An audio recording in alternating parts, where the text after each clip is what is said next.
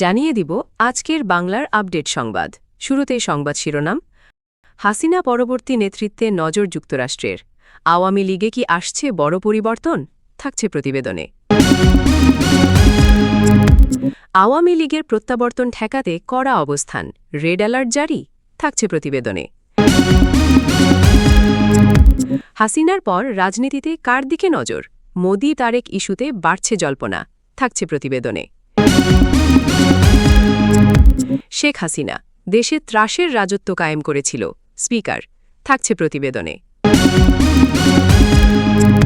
জাতিসংঘের চিঠি ঘিরে নতুন বিতর্ক, আওয়ামী লীগের নিষেধাজ্ঞা প্রসঙ্গ? থাকছে প্রতিবেদনে।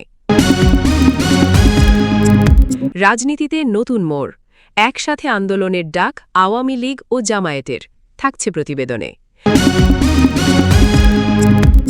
এতক্ষণ শুনতেছিলেন সংবাদ শিরোনাম, এখন বিস্তারিত। হাসিনা পরবর্তী নেতৃত্বে নজর যুক্তরাষ্ট্রের। আওয়ামী লীগে কি আসছে বড় পরিবর্তন? বাংলাদেশের রাজনীতিতে নতুন করে আলোচনায় এসেছে ক্ষমতাসীন দল বাংলাদেশ আওয়ামী লীগ এর ভবিষ্যৎ নেতৃত্ব। বিশেষ করে দলটির দীর্ঘদিনের প্রধান শেখ হাসিনা এর পরবর্তী নেতৃত্ব নিয়ে নানা জল্পনা তৈরি হয়েছে রাজনৈতিক অঙ্গনে। এর মধ্যেই আন্তর্জাতিক মহল, বিশেষ করে যুক্তরাষ্ট্রের কূটনৈতিক মহল থেকে এই বিষয়টি নিবিড়ভাবে পর্যবেক্ষণ করা হচ্ছে বলে জানা গেছে। কূটনৈতিক সূত্রগুলো বলছে, বাংলাদেশের রাজনৈতিক স্থিতিশীলতা বজায় রাখতে একটি শক্তিশালী ও গ্রহণযোগ্য নেতৃত্ব প্রয়োজন।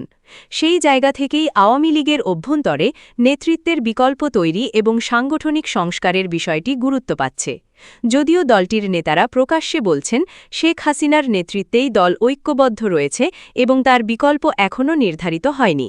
রাজনৈতিক বিশ্লেষকদের মতে, দীর্ঘ সময় ধরে একক নেতৃত্বে পরিচালিত হওয়ায় আওয়ামী লীগের ভেতরে নতুন প্রজন্মের নেতৃত্ব উঠে আসার সুযোগ সীমিত ছিল। তবে সাম্প্রতিক পরিস্থিতিতে দলের ভেতরে তরুণ ও মধ্যম সারির নেতাদের সক্রিয় করার উদ্যোগ দেখা যাচ্ছে। এটি ভবিষ্যতের জন্য একটি প্রস্তুতি হিসেবেও দেখা হচ্ছে। অন্যদিকে বিরোধী রাজনৈতিক দলগুলো দাবি করছে, আন্তর্জাতিক চাপের কারণেই আওয়ামী লীগের ভেতরে পরিবর্তনের আলোচনা জোরালো হচ্ছে। তবে ক্ষমতাসীন দলের নেতারা এসব দাবি অস্বীকার করে বলছেন, এটি সম্পূর্ণ অভ্যন্তরীণ বিষয় এবং দলের সাংগঠনিক প্রয়োজন থেকেই পরিবর্তনের চিন্তা করা হচ্ছে। বিশ্লেষকের আরেকটি অংশ মনে করছেন, যদি নেতৃত্বে বড় কোনো পরিবর্তন আসে তবে তা শুধু ব্যক্তি পরিবর্তনের মধ্যে সীমাবদ্ধ থাকবে না, বরং নীতিগত ও কৌশলগত দিক থেকেও পরিবর্তন দেখা যেতে পারে। এতে করে দেশের রাজনীতিতে নতুন সমীকরণ তৈরি হওয়ার সম্ভাবনাও উড়িয়ে দেওয়া যাচ্ছে না।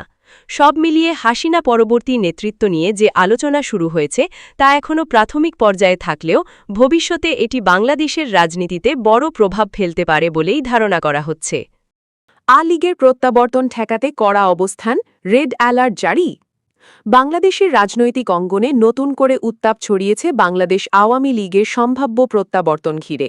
বিভিন্ন মহলে গুঞ্জন উঠেছে, দলটির পুনরায় সক্রিয় হওয়ার আশঙ্কায় কঠোর অবস্থান নিয়েছে বিরোধী রাজনৈতিক শক্তি। এমনকি রেড অ্যালার্ট জারির কথাও শোনা যাচ্ছে, যদিও এ বিষয়ে এখনও আনুষ্ঠানিক কোনো ঘোষণা পাওয়া যায়নি। রাজনৈতিক সূত্রগুলো বলছে, সাম্প্রতিক সময়ে দেশের বিভিন্ন স্থানে দলটির নেতাকর্মীদের নড়াচড়া ও অনানুষ্ঠানিক বৈঠকের খবর সামনে আসায় বিরোধী শিবিরে উদ্বেগ তৈরি হয়েছে। তাদের দাবি, পরিস্থিতি নিয়ন্ত্রণে রাখতে নজরদারি বাড়ানো হয়েছে এবং আইন শৃঙ্খলা বাহিনীকে সতর্ক থাকতে বলা হয়েছে। তবে বাংলাদেশ জাতীয়তাবাদী দল বিএনপি সহ বিরোধী জোটের নেতারা প্রকাশ্যে রেড অ্যালার্ট জারির বিষয়টি সরাসরি স্বীকার না করলেও তারা বলছেন যে কোনো ধরনের অস্থিতিশীলতা মোকাবিলায় প্রস্তুত রয়েছেন। অন্যদিকে আইন শৃঙ্খলা রক্ষাকারী বাহিনীর পক্ষ থেকেও এ ধরনের কোনো বিশেষ সতর্কতা জারির বিষয়টি নিশ্চিত করা হয়নি। এদিকে আওয়ামী লীগের শীর্ষ নেতারা এসব গুঞ্জনকে রাজনৈতিক প্রচারণা বলে উল্লেখ করেছেন। তাদের বক্তব্য, দলটি জনগণের সঙ্গে রয়েছে এবং সাংগঠনিক কার্যক্রম চালিয়ে যাচ্ছে, এতে আতঙ্কিত হওয়ার কিছু নেই। দলটির সভাপতি শেখ হাসিনা এর ঘনিষ্ঠ মহল বলছে, রাজনৈতিক প্রতিপক্ষ ইচ্ছাকৃতভাবে বিভ্রান্তি ছড়াচ্ছে। বিশ্লেষকদের মতে, রেড অ্যালার্ট সংক্রান্ত খবরগুলো এখনও যাচাইযোগ্য নয় এবং অনেকটাই রাজনৈতিক বক্তব্যের উপর নির্ভরশীল। তবে দেশের বর্তমান রাজনৈতিক প্রেক্ষাপট প্রেক্ষাপটে যে উত্তেজনা বিরাজ করছে তাতে এমন গুঞ্জন দ্রুত ছড়িয়ে পড়া অস্বাভাবিক নয়। সব মিলিয়ে আওয়ামী লীগের সম্ভাব্য প্রত্যাবর্তন ও তা ঠেকাতে কঠোর অবস্থানের বিষয়টি এখনও স্পষ্ট নয়। তবে পরিস্থিতি যে সংবেদনশীল তা নিয়ে কোনো সন্দেহ নেই। পর্যবেক্ষকরা বলছেন, আগামী দিনগুলোতে রাজনৈতিক দলগুলোর অবস্থান ও সরকারের পদক্ষেপের উপরই নির্ভর করবে পরিস্থিতির গতি প্রকৃতি। হাসিনার পর রাজনীতিতে কার দিকে নজর? মোদি তারেক ইস্যুতে বাড়ছে জল্পনা।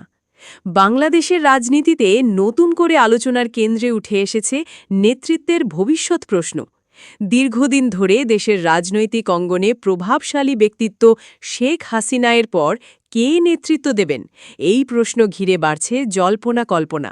একই সঙ্গে আঞ্চলিক রাজনীতিতে নরেন্দ্র মোদীর ভূমিকা এবং তারেক রহমানকে ঘিরে আলোচনা পরিস্থিতিকে আরও জটিল করে তুলছে।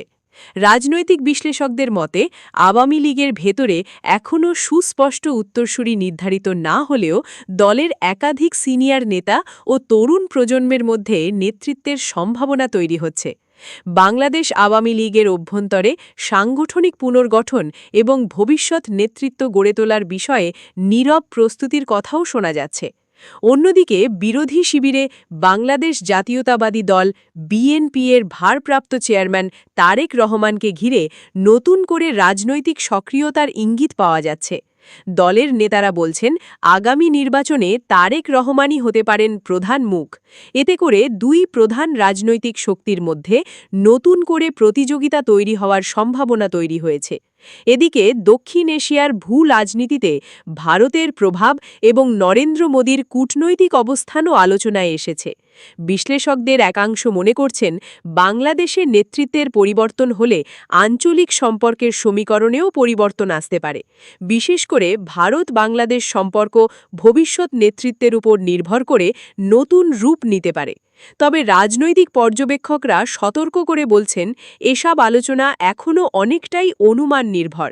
বাস্তবে নেতৃত্বের পরিবর্তন একটি জটিল ও সময় সাপেক্ষ প্রক্রিয়া, যা দলীয় রাজনীতি, নির্বাচন এবং জনসমর্থনের উপর নির্ভর করে নির্ধারিত হবে। সব মিলিয়ে শেখ হাসিনা পরবর্তী রাজনীতি নিয়ে যে আলোচনা শুরু হয়েছে তা এখনও প্রাথমিক পর্যায়ে থাকলেও মোদি তারেক ইস্যু এই বিতর্ককে আরও তীব্র করে তুলেছে। আগামী দিনগুলোতে রাজনৈতিক দলগুলোর কৌশল ও অবস্থানই নির্ধারণ করবে দেশের রাজনৈতিক ভবিষ্যৎ কোন দিকে যাচ্ছে। শেখ হাসিনা দেশে ত্রাসের রাজত্ব কায়েম করেছিল। স্পিকার জাতীয় সংসদের স্পিকার হাফিজ উদ্দিন আহমদ বীর বিক্রম এমপি বলেছেন, বাংলাদেশে বিগত ১৬ বছরের শেখ হাসিনার শাসনামলে গণতন্ত্র বিপন্ন হয়েছিল। বিরোধী দলগুলোর ওপর দমন পীড়ন ও বিচার বহির্ভূত হত্যাকাণ্ডের মাধ্যমে ত্রাসের রাজত্ব কায়েম করেছিল। গণতন্ত্র পুনঃপ্রতিষ্ঠার এই দীর্ঘ সময়ে মরহুম সাবেক প্রধানমন্ত্রী বেগম খালেদা জিয়ার আত্মত্যাগ ইতিহাসে অবিস্মরণীয়। তিনি বলেন, সর্বশেষ অনুষ্ঠিত জাতীয় সংসদ নির্বাচনে বাংলাদেশের জনগণ ভোটাধিকার প্রয়োগের মাধ্যমে তাদের গণতান্ত্রিক অধিকার ফিরে পেয়েছে। রবিবার ৩ মে বাংলাদেশ জাতীয় সংসদের স্পিকারের কার্যালয়ে ঢাকায় নিযুক্ত আলজেরিয়ার রাষ্ট্রদূত ড আবদেল ওয়াহাব সাইদানির সৌজন্য সাক্ষাৎকালে তিনি এসব কথা বলেন। হাফিজ উদ্দিন আহমদ বলেন, দুই দেশের জনগণের সাথে জনগণের যোগাযোগ এবং সাংস্কৃতিক মেলবন্ধনের শক্ত ভিত্তির ওপর করেই বাংলাদেশ ও আলজেরিয়ার আগামীর যৌথ অগ্রযাত্রা ত্বরান্বিত হবে। তিনি বলেন, জাতিসংঘের সাধারণ পরিষদের ৮১তম অধিবেশনে বাংলাদেশ সরকারের পররাষ্ট্রমন্ত্রী ড খলিলুর রহমানকে আলজেরিয়া সরকারের সমর্থন বাংলাদেশ ও আলজেরিয়ার মধ্যে চলমান বন্ধুত্বপূর্ণ সম্পর্ককে আরও উজ্জীবিত করেছে।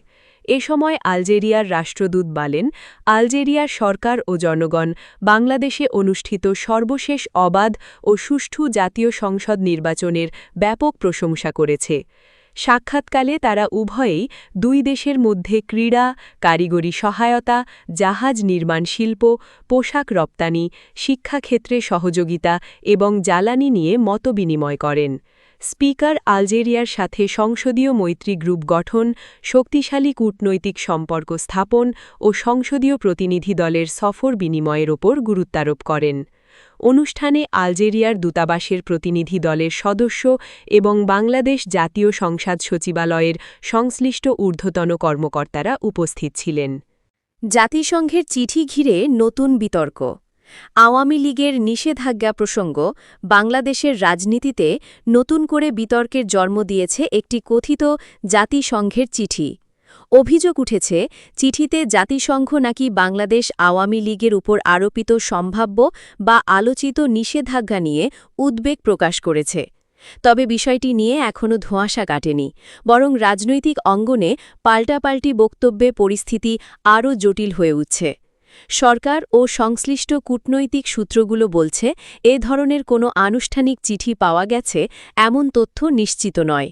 তাদের দাবি, আন্তর্জাতিক সংস্থার নামে ভুয়া বা বিভ্রান্তিকর তথ্য ছড়িয়ে রাজনৈতিক ফায়দা নেওয়ার চেষ্টা হতে পারে। অন্যদিকে বিরোধী রাজনৈতিক মহল বলছে, আন্তর্জাতিক সম্প্রদায় বাংলাদেশের রাজনৈতিক পরিস্থিতি নিয়ে উদ্বিগ্ন এবং সেই কারণেই এমন বার্তা আসতে পারে। বিশ্লেষকদের মতে, জাতিসংঘ সাধারণত কোনো দেশের অভ্যন্তরীণ রাজনৈতিক দলকে সরাসরি নিষিদ্ধ করার আহ্বান জানায় না, বরং তারা গণতান্ত্রিক প্রক্রিয়া, মানবাধিকার এবং আইনের শাসন বজায় রাখার ওপর জোর দেয়। ফলে নিষেধাজ্ঞা সংক্রান্ত আলোচনাটি বাস্তবের চেয়ে বেশি রাজনৈতিক বক্তব্যের অংশ হতে পারে। এদিকে আওয়ামী লীগের নেতারা এই ইস্যুকে গুজব নির্ভর প্রচারণা হিসেবে উল্লেখ করেছেন। তাদের বক্তব্য, দলটি দেশের একটি প্রধান রাজনৈতিক শক্তি এবং জনগণের সমর্থনেই পরিচালিত হচ্ছে। তাই আন্তর্জাতিক কোনো সংস্থা সরাসরি দলকে নিষিদ্ধ করার আহ্বান জানাবে এমন ধারণা বাস্তবসম্মত নয়। পর্যবেক্ষকরা মনে করছেন, নির্বাচন ও ক্ষমতার রাজনীতিকে ঘিরে দেশে যে উত্তেজনা তৈরি হয়েছে তারই প্রতিফলন হিসেবে এ ধরনের বিতর্ক সামনে আসছে। সামাজিক যোগাযোগ মাধ্যমে দ্রুত তথ্য ছড়িয়ে পড়ার কারণে যাচাই বাছাই ছাড়াই নানা গুজব ছড়ানোর ঝুঁকিও বাড়ছে। সব মিলিয়ে জাতিসংঘের কথিত চিঠি নিয়ে যে বিতর্ক তৈরি হয়েছে তা এখনও নিশ্চিত তথ্যের ভিত্তিতে দাঁড়িয়ে নেই। তবে বিষয়টি যে রাজনৈতিক অঙ্গনে নতুন আলোচনার মাত্রা যোগ করেছে তা নিয়ে কোনো সন্দেহ নেই। আগামী দিনে এ বিষয়ে স্পষ্ট তথ্য সামনে এলে পরিস্থিতি আরও পরিষ্কার হবে বলে আশা করছেন সংশ্লিষ্টরা। রাজনীতিতে নতুন মোড়, একসাথে আন্দোলনের ডাক আওয়ামী লীগ ও জামায়াতের।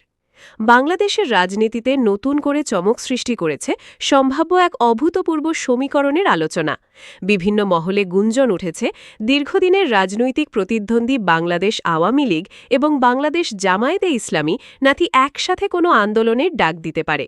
যদিও এ বিষয়ে এখনও কোনো আনুষ্ঠানিক ঘোষণা নেই, তবুও বিষয়টি নিয়ে রাজনৈতিক অঙ্গনে তীব্র আলোচনা শুরু হয়েছে। রাজনৈতিক বিশ্লেষকদের মতে, আদর্শিক ও ঐতিহাসিক অবস্থানের দিক থেকে এই দুই দলের মধ্যে দূরত্ব অনেক গভীর। বিশেষ করে মুক্তিযুদ্ধের ইতিহাস ও রাষ্ট্রীয় দর্শনের প্রশ্নে তাদের অবস্থান একেবারেই ভিন্ন। ফলে তাদের একসাথে আন্দোলনে নামার সম্ভাবনা বাস্তবে কতটা তা নিয়ে যথেষ্ট সন্দেহ রয়েছে।